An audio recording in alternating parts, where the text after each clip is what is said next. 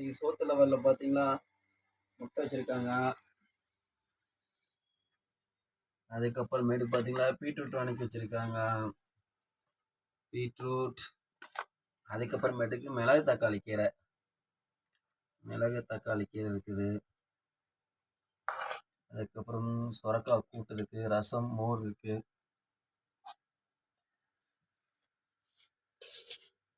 நல்லா சுட சுட சாதம் வடிச்சிருக்கிறாங்க.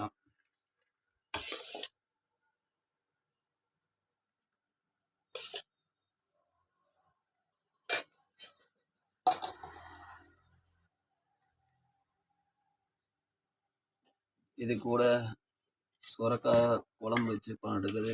அப்படியே மேலே கடலக்கொட்டை வறுத்து அரைச்சி போட்டிருக்காங்க.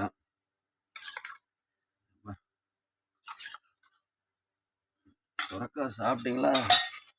நீர் சத்து